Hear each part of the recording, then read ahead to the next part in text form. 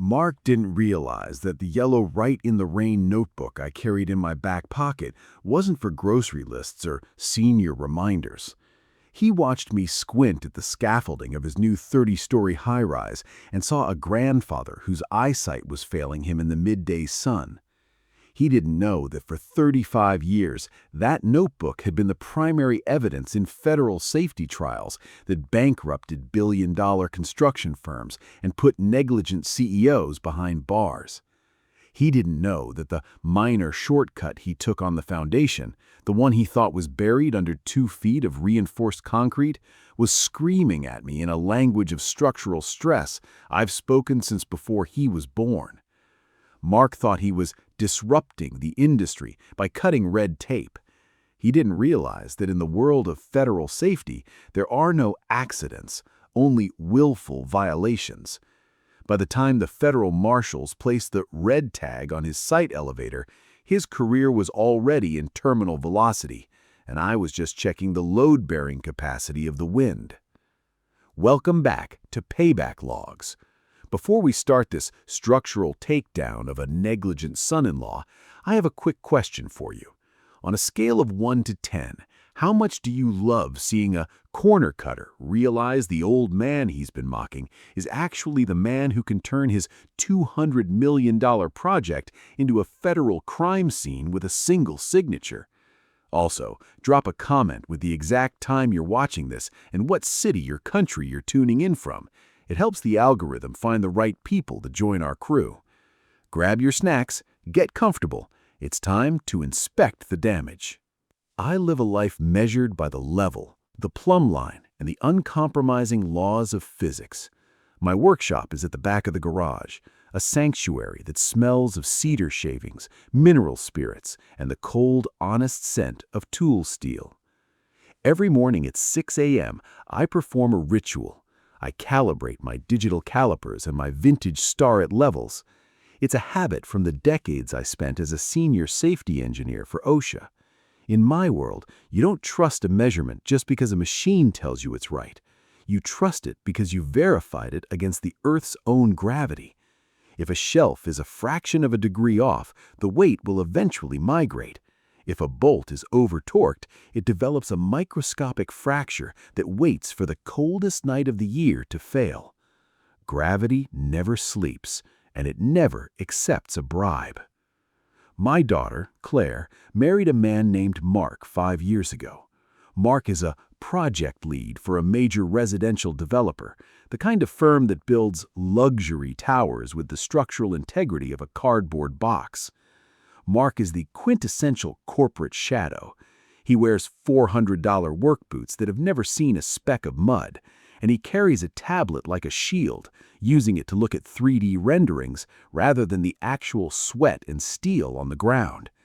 He talks about efficiency, optimized workflows, and disruptive project management, like he's describing a Silicon Valley startup, rather than a 30-story tower of steel and glass that people are supposed to trust with their lives.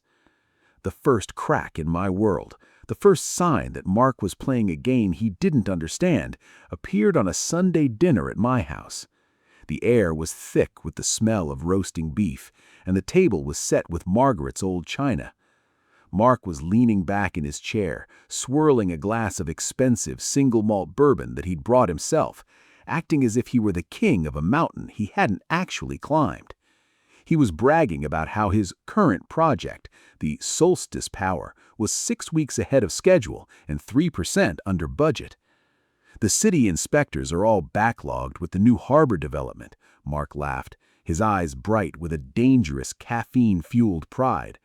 I realized we could pour the floor slabs for the levels 12 through 15 before the third-party shoring inspection was finalized. We saved $200,000 in crane rentals and labor downtime alone. Sometimes you just have to cut the red tape to get things built, right, Pop? You of all people should know that time is money. I stopped carving the roast. The knife felt heavy in my hand. I looked at his hands. They were soft, manicured, gesturing dismissively at the air as if the red tape were just a nuisance, like a spiderweb in a doorway. The red tape is usually there to catch the falling bodies, Mark, I said. My voice was low, dry, and carried the weight of a man who has stood in the rubble of a collapsed parking garage. He rolled his eyes and looked at Claire, seeking an ally. Oh, here we go. The OSHA sermon. Pop, the world is different now. We have computer modeling. We have predictive stress testing. We don't need a guy with a clipboard and a dirty hard hat telling us how to bolt a beam. The safety margin is just a mathematical buffer, a suggestion for the guys who don't know how to optimize. We're building in the 21st century, not the 1970s. I looked at him, and for a second, I didn't see my son-in-law. I saw a willful violation in a tailored shirt. I saw the kind of man who looks at a safety harness and sees an equipment expense rather than a lifeline. I spent 30 years listening to men like him, usually right after they'd called their lawyers because a trench had caved in or a hoist had snapped.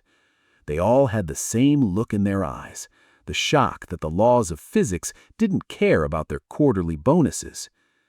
Efficiency is only profitable if the building stays upright for more than a decade, Mark, I said, my voice as level as the starret on my workbench. When you skip a shoring inspection, you're not just saving time, you're gambling with the life expectancy of the concrete. You're creating a structural debt that the residents will have to pay for with their lives. He just patted my arm, a heavy, patronizing gesture that felt like he was dismissing a child. You're living in the past, Pop. Enjoy your retirement. Let the big boys handle the heavy lifting. But as he left, I noticed something. He didn't just walk to his car, he paced. He checked his phone 3 times in the span of 30 feet. He looked at the wind vane on my roof, and then he looked at the weather app on his screen. He wasn't looking for rain, he was looking for the wind gust speeds for the upcoming week. I went to my desk in the library and pulled out a fresh, yellow, write-in-the-rain notebook. I wrote the date at the top of the first page. Then I wrote 2 words, Solstice Tower. The first crack was small, a comment about skipping shoring inspections for floor slabs.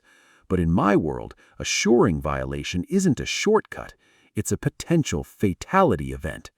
I knew Mark was an overreacher. I knew he was chasing a bonus that was written in blood. I didn't say another word to him about safety. I didn't argue. I just sat in my library listening to the house settle and waited for the wind to pick up. I knew the Solstice Tower wasn't just a building, it was a crime scene in the making, and I was the only one who knew how to read the evidence before the collapse. I spent the rest of the night looking at the public zoning filings for the Solstice project. My safety eyes were already scanning the blueprints for the vulnerabilities Mark thought he'd hidden behind his optimized software. The first crack had been found. Now it was time to see how deep the fracture really went. The fog didn't roll in from the coast that week. It rolled in from Mark. It started with subtle, almost imperceptible shifts in the way he treated me in front of my daughter, Claire. In the world of industrial safety, we call this targeted narrative shifting. It's what a crooked foreman does when an old-timer points out a frayed cable or a rusted bolt. You don't fix the bolt. You fix the reputation of the man who saw it. You make him the problem. Mark began showing up at my house unannounced, ostensibly to check in on me. But he wasn't looking at me. He was looking for signs of decline. He'd stand in my workshop, his expensive loafers clicking on the concrete, watching me work with a look of practiced, heavy-hearted pity. "Pop, I was talking to Claire the other day," Mark said, leaning against my workbench and picking up one of my precision calipers like it was a museum relic. "We're worried about you. You're becoming a bit fixated on these old regulations. I saw you looking at the Solstice Tower permit filings on your computer. That's a lot of technical data for a man who's supposed to be enjoying his sunset years. Don't you think it's time to let go of the safety police mindset?" I didn't look up from the piece of cherry wood I was planing. "Physics doesn't retire, Mark, and neither does the law." He gave a soft, condescending chuckle. The law evolves, Pop. What you call a violation, we call managed risk. But that's not what's bothering me. Claire mentioned you've been double-checking the locks on the house 3 times every night, and that incident with the neighbor's deck, you told him the joist hangers were improper. The man is a CPA, Pop. He just wanted to grill some burgers, not get a lecture on load-bearing shear strength. It's starting to look like, well, like you're losing your grip on what's actually dangerous and what's just a hobby. I knew exactly what he was doing. He was building a medical file on me without a doctor. If he could convince Claire that I was obsessive-compulsive or early onset, then any warning I gave about his building would be dismissed as the ramblings of a confused old man. It was a brilliant, cold-blooded maneuver. He wasn't just gaslighting me, he was insurance tagging my credibility. A few days later, Mark and Claire invited me over to their new smart home, a place made of glass, steel, and hubris. During dinner, Mark made sure to bring up my safety concerns in front of her.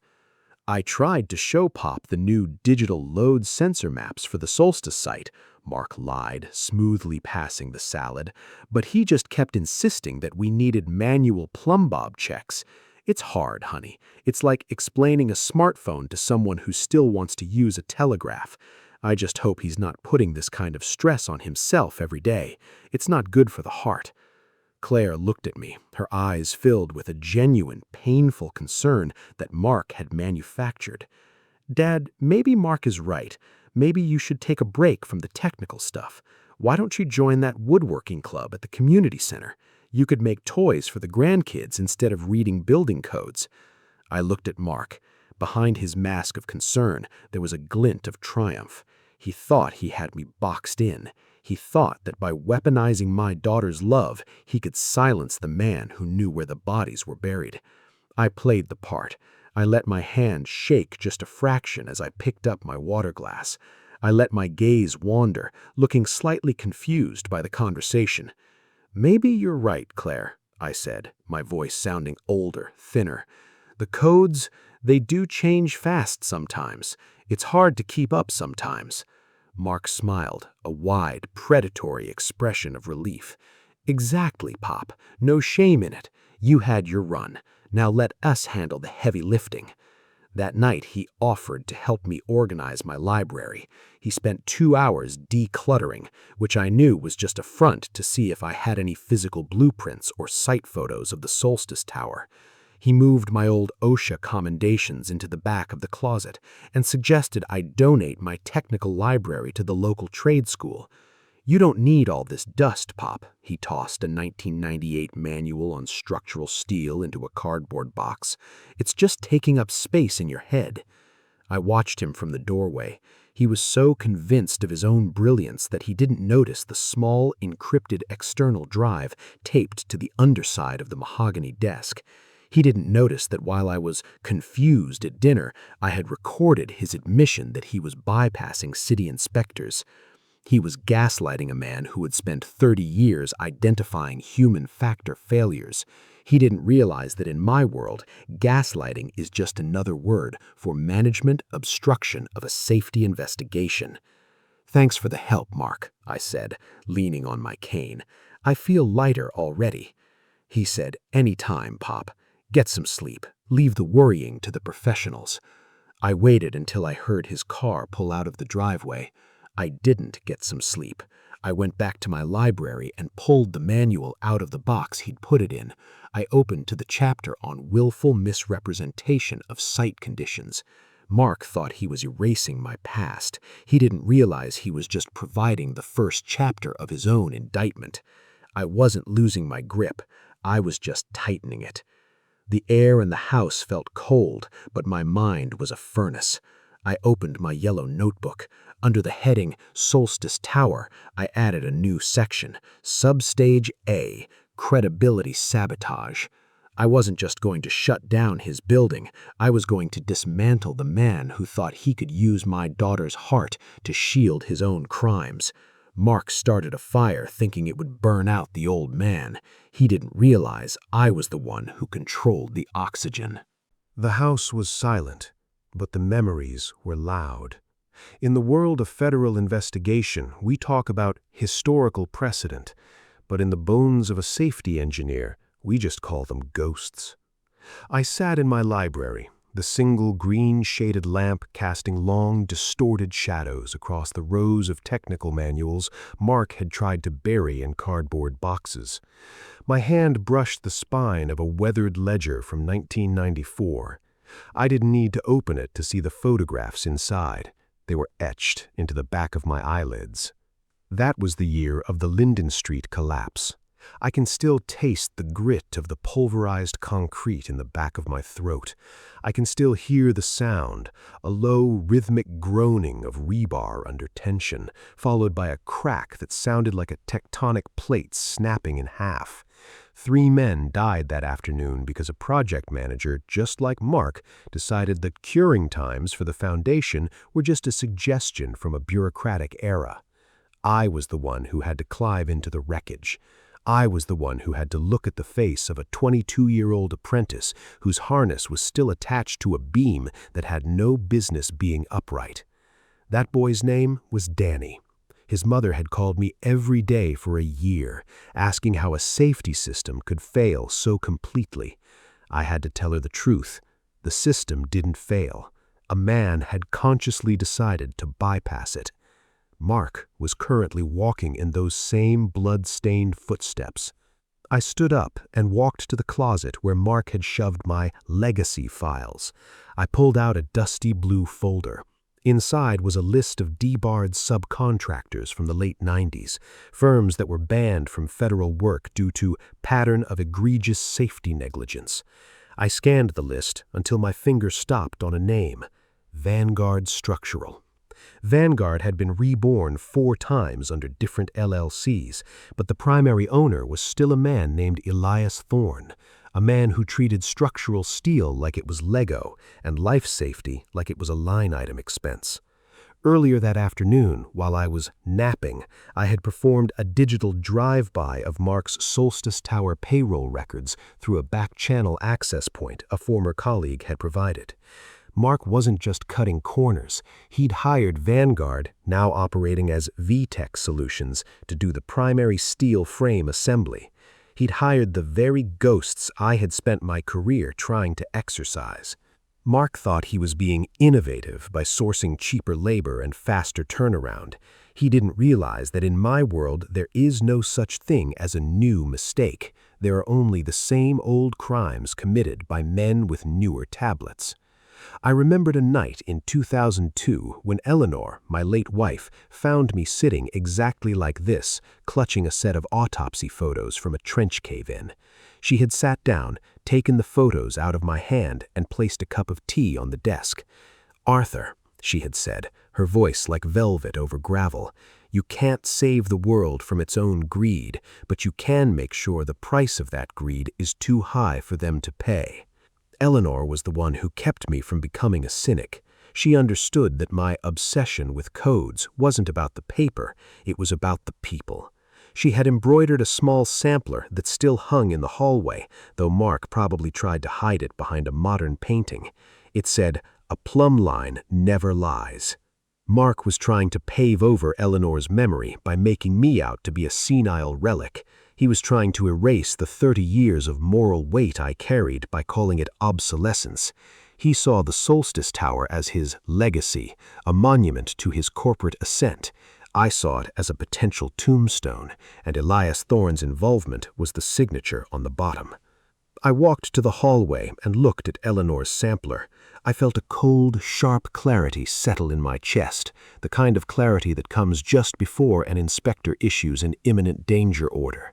Mark thought the ghosts of the past were dead and buried. He didn't realize that I brought them with me every time I walked onto a site.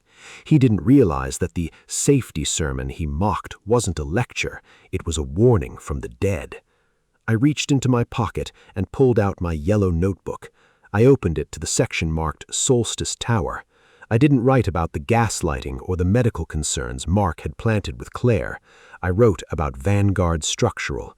I wrote about the Linden Street collapse, and then I wrote a single chilling sentence that served as my mission statement. The structural debt is due, and I am the collector. Mark thought he had silenced me by calling me an old man. He didn't realize that an old man with nothing left to lose and a 30-year memory of every broken bone and shattered life in the industry is the most dangerous thing on a construction site. I wasn't just an inspector anymore. I was a witness for the prosecution, and the ghosts of 1994 were finally getting their day in court. I sat back down and opened the 3D rendering of the Solstice Tower that I'd borrowed from Mark's tablet while he was decluttering my library. I looked at the joints where the steel met the concrete on the 15th floor, the floors Mark said they poured without an inspection. "I see you, Danny," I whispered to the empty room. The air in the library seemed to drop 5 degrees. I wasn't cold.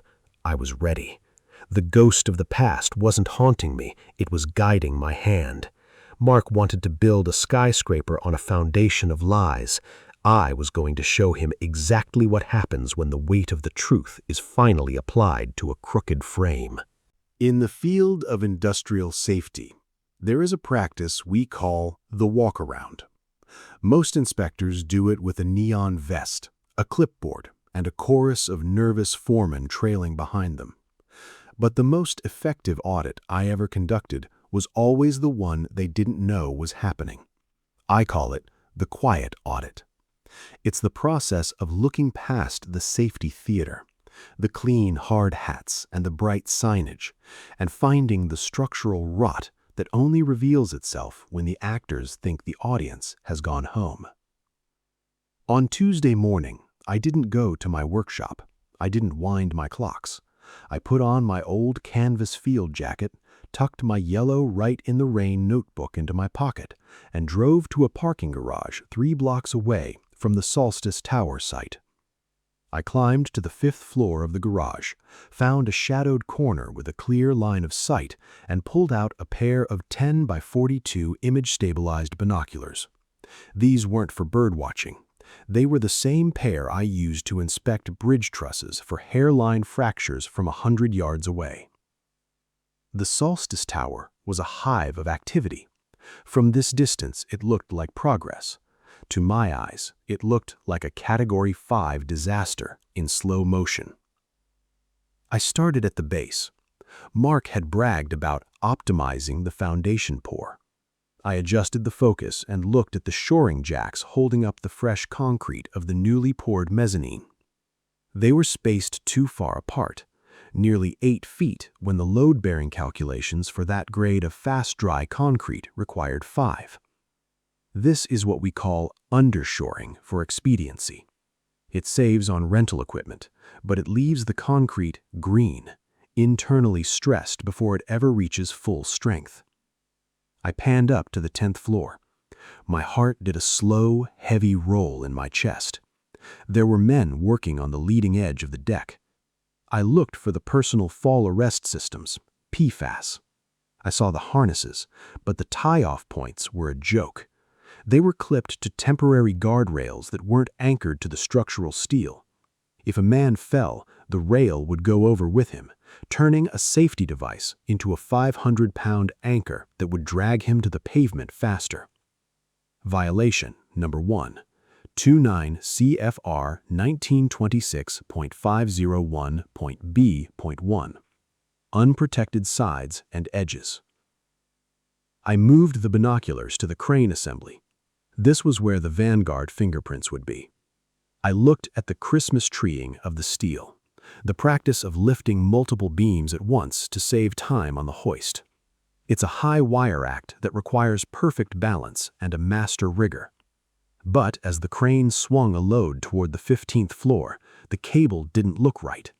It was bird-caged. The strands were beginning to unfurl and separate, a clear sign of overstress and lack of lubrication. Violation number 2, 29 CFR 1926.1413, wire rope inspection failure. I sat back on the concrete ledge of the parking garage, my hands steady, my mind cataloging the data. This wasn't just cutting red tape, as Mark liked to say. This was willful negligence with high probability of fatality. I pulled out my phone and accessed the city's building department portal through a legacy login I'd managed to attain. I cross-referenced the self-certification logs Mark had filled for the level 12 to 15 pour. The digital signatures on the concrete test results were all identical, time-stamped within seconds of each other. That's a physical impossibility unless the samples were never taken. Mark wasn't just skipping inspections, he was forging the compliance trail. He was creating a digital reality that the physical building couldn't support. I used the technical terminology of my trade, filling the pages of my yellow notebook with the cold, hard facts of the solstice audit. Structural integrity debt.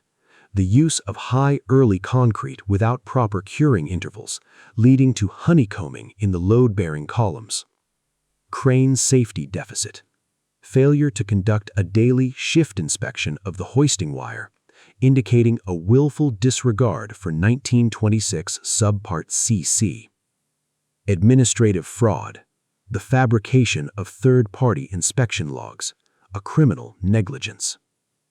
I took out my high-resolution camera and began taking point-of-entry photos, documenting the bird-caged cable, the missing toe boards, and the ungrounded electrical panels. I had enough evidence right now to trigger a stop work order.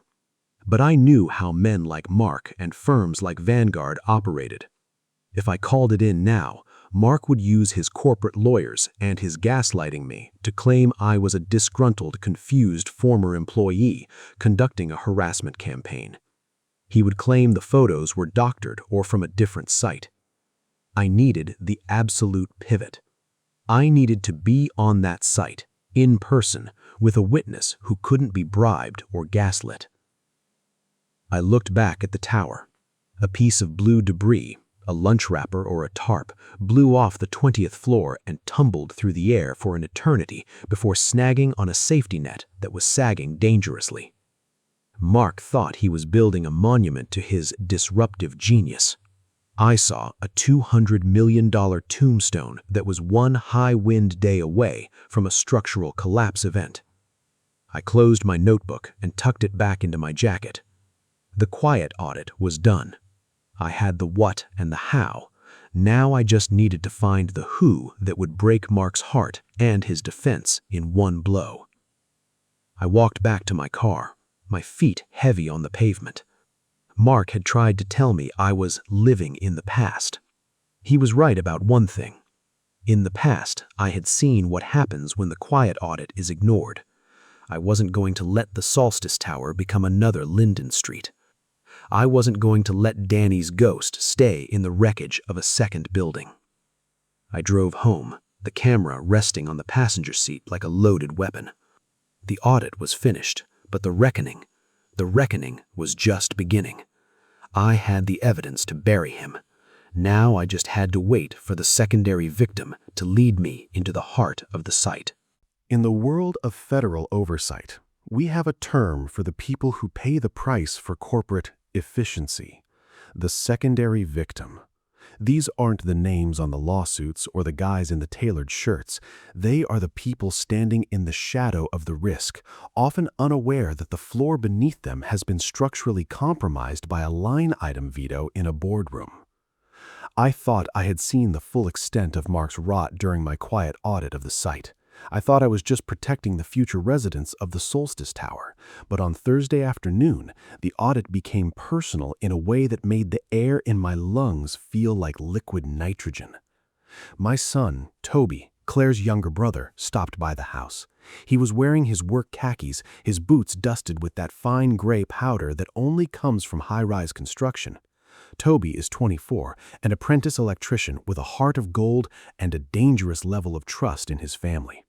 He'd been looking for steady work for months, and I knew Mark had offered him a spot on the Solstice project. "Hey, Pop," Toby tossed his keys on the counter. His face looked exhausted, his face gaunt in a way that didn't come from just hard work. It was the look of a man who was being pushed past the breaking point. "Mark's really got us on the grind. We're doing 12-hour shifts now to catch up on the wiring for the middle tiers." I poured him a glass of water, watching him closely. 12 hours is a long day for precision work, Toby, especially on a site that's moving this fast. Is the foreman giving you time for the safety briefings? Toby laughed, a short, bitter sound that sent a chill down my spine. Safety briefings, Pop. Mark pulled us aside this morning. He said the project is at a critical liquidity phase. He told us that if we hit the level 25 milestone by Monday, there's a $5,000 bonus for every lead on the crew. But there's a catch. We have to work around the elevator inspections. He's got us using the temporary material hoist to get to the upper decks because the personnel lift is out of service for maintenance. I felt the room tilt. The temporary material hoist at the Solstice site was the one I'd seen through my binoculars, the one with the bird's caged cable. It wasn't rated for human weight. It didn't have a secondary braking system. If that cable snapped, anyone inside was in a free-fall coffin. "Toby," I said, my voice barely a whisper, "are you telling me Mark is ordering the crew into a material hoist?" Toby said, "It's fine, Pop. He said he's been writing it himself all week. He told us that the old OSHA rules are what's keeping the working class poor, and that if we want to get ahead, we have to manage our own risks. He even had us sign a voluntary waiver this morning saying we understood the equipment wasn't for personnel use, but we were choosing to use it to increase site efficiency." I closed my eyes for a second. In the eyes of the law, that waiver wasn't worth the paper it was printed on. Under 29 CFR 1910.28, you cannot contract away your right to a safe workplace. But Mark wasn't looking for a legal defense. He was looking for psychological leverage. He was using Toby's loyalty and his desire for that bonus to turn him into a co-conspirator in his own potential death. Mark hadn't just put my son on a dangerous site, he had put him in the kill zone to secure his own quarterly performance bonus. He was using my flesh and blood as a biological counterweight to his financial debt. "And there's more," Toby said, leaning in. "Mark's got the apprentice crew doing hot work on level 18 while the concrete pump is still running below us. No fire watch, no spark shields. He said it's a frictionless site. Pop, I'm scared. The building, it vibrates sometimes. Not like wind sway, but like it's settling in the middle of the day. But when I brought it up to Mark, he told me I was sounding like my old man, and that if I wanted to keep the job, I needed to stop being a safety-first snowflake." The rage that surged through me then wasn't the hot, impulsive anger of a father. It was the cold, catastrophic pressure of a dam about to break. Mark had used the gaslighting he practiced on me to silence my son's survival instincts. He had weaponized the obsolete label he'd pinned on me to make Toby feel ashamed of his own fear. Mark wasn't just a corporate shadow, he was a predator. He was willing to gamble Toby's life, his brother-in-law's life, to avoid a labor overrun penalty on his project report. "Toby," I said, my voice cracking with a weight I hadn't felt in 30 years. "I want you to listen to me very carefully. You are not going back to that site tomorrow. You're going to stay here. You're going to give me your site badge and your login for the internal project comms." "Pop, Mark will kill me. I need the money." "Mark is already trying to kill you," I said, standing up. I looked at the photo of Eleanor on the mantel, and then I looked at my son. He just wants to do it in a way that's tax deductible. You aren't a snowflake. You're the only one in that building who's actually sane. The building is vibrating because the level 12 to 15 pour never cured. It's sagging under the weight of the new steel. I walked to my safe and pulled out a stack of cash, everything I'd saved from my last 2 years of consulting. I pushed it across the table. "This is your bonus, Toby. This is your staying alive fund. You give me that badge and you stay in this house until I tell you it's over." Toby looked at the money, and then he looked at me. For the first time in weeks, the fog of Mark's manipulation seemed to clear from his eyes. He reached into his pocket, pulled out his Solstice Tower access card, and slid it across the table. "What are you going to do, Pop?" "I'm going to conduct a comprehensive life safety inspection," I said, my hand closing over the badge, "and I'm going to show Mark exactly what obsolete looks like when it's backed by a federal mandate." After Toby went to bed, I sat in the dark of my workshop, the access badge resting on the bench under the glow of a single lamp. This was the absolute pivot. I didn't just have photos from a distance anymore. I had an insider nexus. I had proof of willful endangerment of a minor apprentice under the state's labor definitions. Mark had tried to use my daughter's heart to silence me, and then he'd used my son's life to fund his bonus. He thought he was playing a high-stakes game of corporate chess. He didn't realize he was playing against a man who spent his life winning wars against giants much bigger and much meaner than he. I opened my yellow notebook. Under the heading Secondary Victim, I wrote Toby's name, and then in bold, heavy letters that tore through the paper, I wrote Case Status, Emergency Intervention Required, Red Tag Protocol Initiated. The quiet audit was over. The invisible trap was being set. Mark thought he was disrupting the system. He was about to find out what happens when the system disrupts you. The trap I constructed for Mark wasn't a physical pitfall. It was a regulatory deadfall designed to force him into a certification event he couldn't lie his way out of. In the high-stakes world of OSHA enforcement, we don't just wait for the accident to happen. We create a controlled environment where the target is forced to document their own criminal intent in real time. I needed to move Mark from negligent to criminal, and for that, I needed him to sign his own indictment. On Friday morning, I didn't act like the angry father or the vigilant inspector. I called Mark, and for the first time in months, I let my voice sound defeated. I let it sound like the gaslighting had finally worked. "Mark," I said, letting a long, weary sigh carry over the line, "I've been thinking about what you and Claire said about the modern era. I think I've been a bit of a burden. I'm sorry for being so difficult about the Solstice project." I heard the immediate change in his breathing, the sharp, arrogant inhale of a predator who thinks the prey has stopped running. "Pop, that's great to hear. Really, I knew you'd come around once you saw the progress we're making. No hard feelings, okay? We're all just stressed." "I want to make it up to you," I continued, my voice trembling slightly as I followed the script. "I have a set of old surveying tools in the garage, and original wild T2 theodolite and some high-precision laser levels from my consulting days. They're worth about $15,000. I want to donate them to the Solstice site. They're far more accurate than the consumer-grade stuff your subs are using. I thought maybe I could bring them by tomorrow morning, just a quick drop-off. I'd love to see the level 25 milestone you're so proud of." Mark hesitated. I could practically hear the gears turning. He was weighing the risk of having me on site against the $15,000 in free high-end gear and the absolute victory of having me finally bow to his authority. The overreacher in him couldn't say no to a prize like that. "Tell you what, Pop," said Mark, his voice dripping with condescension.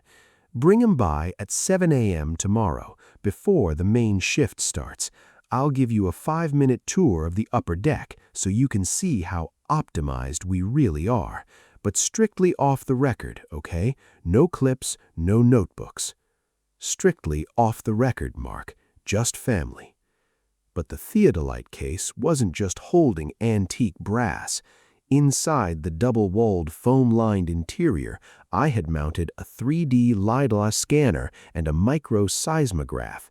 These devices were linked to Toby's site badge, which I had modified with a high-gain Wi-Fi bridge.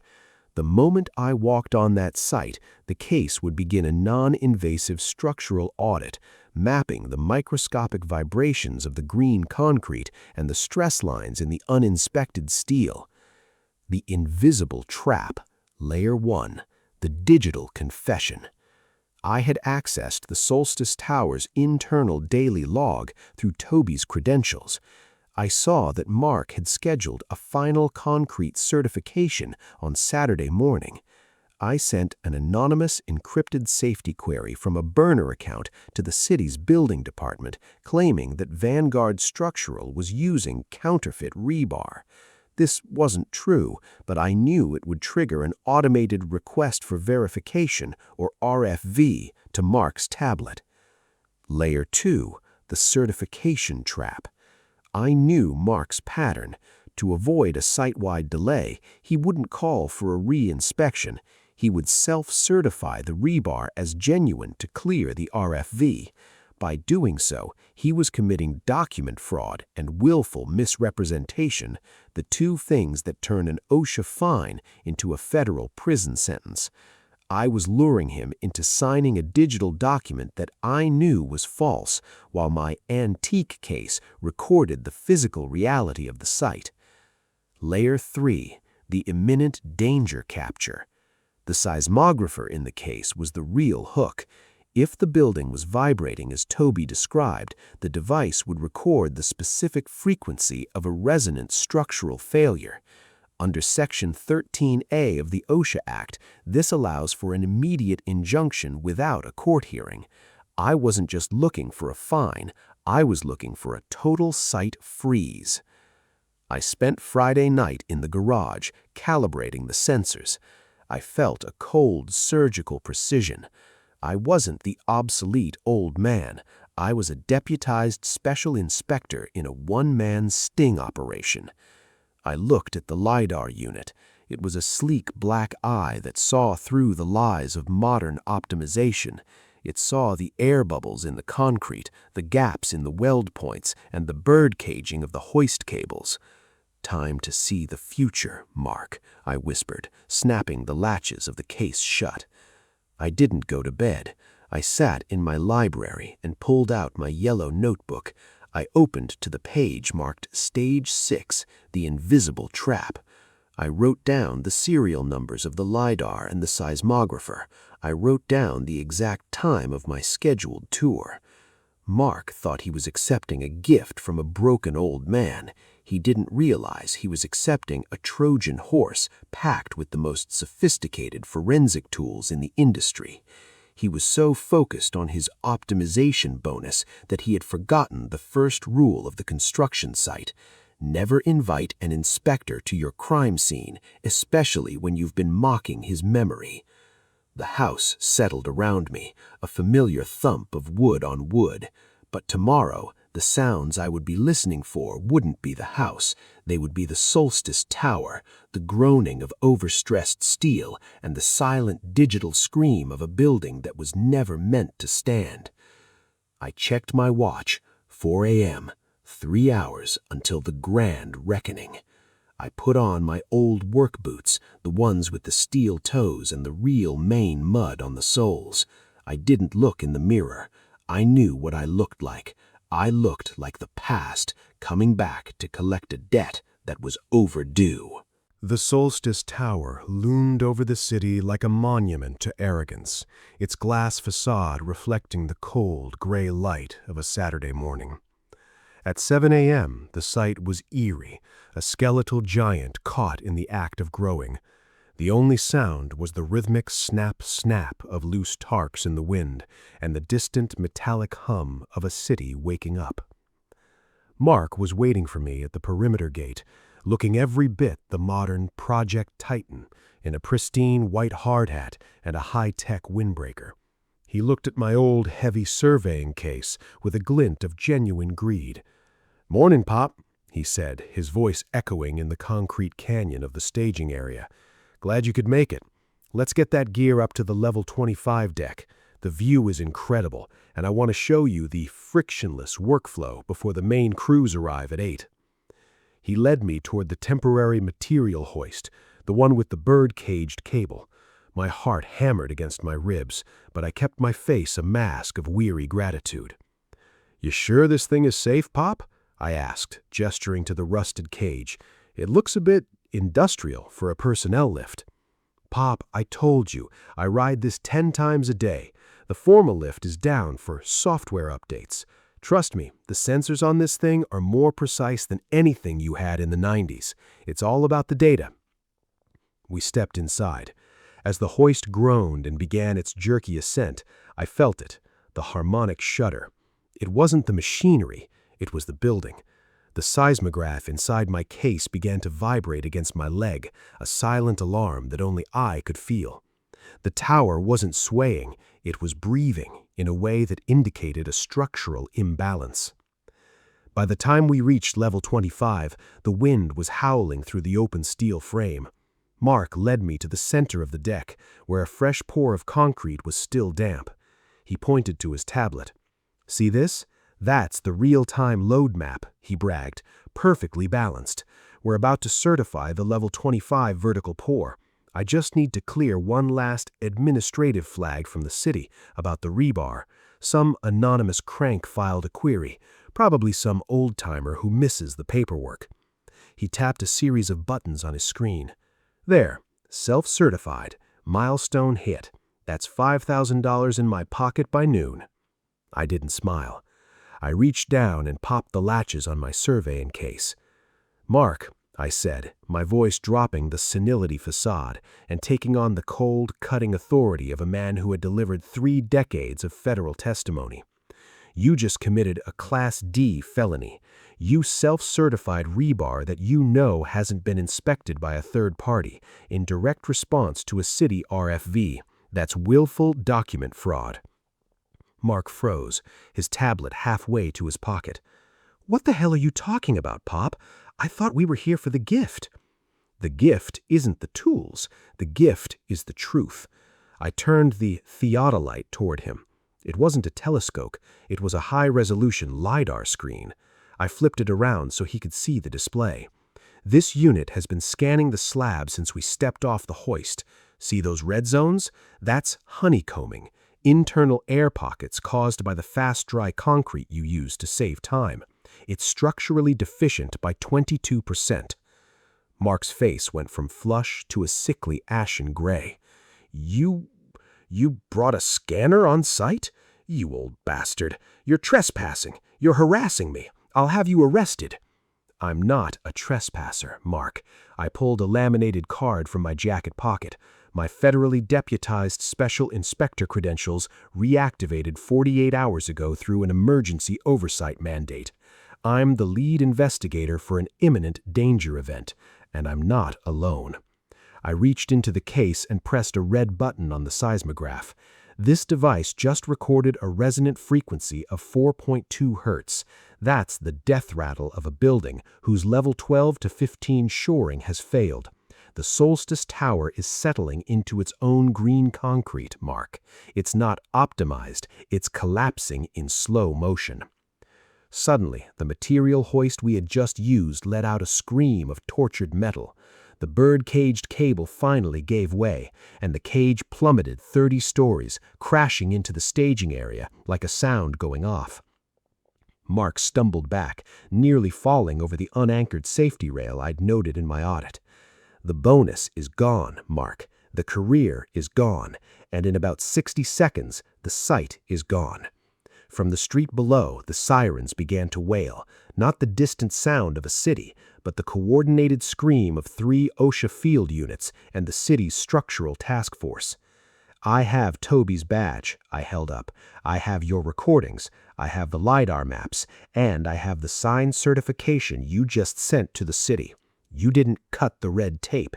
You wove it into a noose." 2 men in navy blue windbreakers with OSHA in bold gold stepped off the personnel elevator, which I had triggered remotely using my credentials. "Arthur Torn," Harrison said, looking at me with a grim nod. "The sensors triggered the alarm at headquarters. You were right. The seismograph readings are off the charts." Harrison turned to Mark, who was now trembling so violently he had to lean against a structural column, one that was currently groaning under the weight of his greed. "Mark Jensen," Harrison said, "in accordance with Section 13A of the OSHA Act, I am declaring this site an imminent danger zone. This is a total red tag shutdown. You are under arrest for willful negligence and criminal endangerment." I watched them as they placed the steel handcuffs on Mark's manicured wrists. He didn't look like a corporate shadow anymore. He didn't look like a project titan. He looked like a man who had finally met a force he couldn't optimize away. "Pop," Mark whispered, his voice breaking. "Claire, she'll never forgive you for this."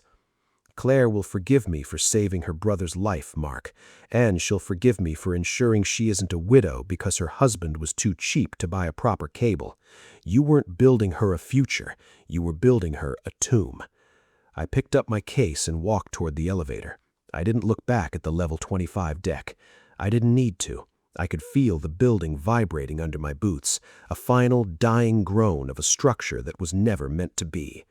The grand reckoning wasn't a collapse of steel. It was the collapse of a lie. And as the personnel lift descended, I felt the air in my lungs for the first time in months. The level was restored. The plumb line was straight. It's been 6 months since the Solstice Tower was red-tagged, and the skyline of the city looks a little different now. The tower's still there, but it's a skeleton of its former self. The federal government didn't just stop the work, they ordered a controlled deconstruction of levels 12 through 25. Every foot of that green concrete and every joint of that vanguard steel had to be removed and hauled to a scrapyard to be analyzed as evidence. The legal system, much like a well-built foundation, moves slowly, but the weight it applies is absolute. Mark is currently serving a 4-year sentence in a federal correctional facility for criminal negligence and document fraud. He lost his professional license, his corporate standing, and the optimization bonus he was so desperate to secure. But more importantly, he lost the ability to ever put another human life in a kill zone for the sake of a profit margin. Claire's journey has been the hardest part of the audit. When the news first broke, she was devastated, blinded by the version of Mark he had carefully sold her. But then she saw the LIDAR maps. She saw the video of the material hoist plummeting 30 stories, the same hoist her brother Toby had been ordered to ride just hours earlier. The gaslighting was stripped away, and in its place was a cold, hard gratitude. She's currently living in the guest house on my property, rebuilding her life. We don't talk about obsolescence anymore. We talk about truth. The Toby is back on a site, but not as an apprentice under a corporate shadow. He's working for a firm that specializes in structural retrofitting, men who spend their days fixing the mistakes of the overreachers. He carries his own yellow notebook now. He knows that his life isn't a managed risk for someone else's yield. The Solstice Tower project is a case study now at the OSHA National Training Center. They use my 3D scans and the seismograph data to show new inspectors what a resonant structural failure looks like before the first crack appears in the drywall. They call it the Thorn Protocol. I'm sitting in my workshop now. The late afternoon sun is streaming through the windows, illuminating the dust motes and the scent of fresh pine. I've got my manual coffee grinder out. 92 rotations. The resistance of the beans is a physical language I'll never tire of. It's a reminder that anything worth building takes effort, time, and a respect for the tools. I take a sip of the coffee. It's hot, honest, and exactly what I need. I look at the yellow Write in the Rain notebook resting on the bench. It's full now, every page covered in the technical autopsies of a building that was never meant to be. I close it and place it in the desk drawer alongside the files from 1994. I walk to the hallway and look at Eleanor's sampler. A plumb line never lies. She was right. The world will always try to tilt, and men will always try to shortcut the laws of gravity. But as long as there are people who still know how to read the level, the obsolete will always be the ones who hold the line. The site is clear. The sun is safe. The building is down. I think I'll spend the rest of the day in the garden. The fence needs a new post, and I want to make sure it's deep enough to withstand the wind. The log is closed.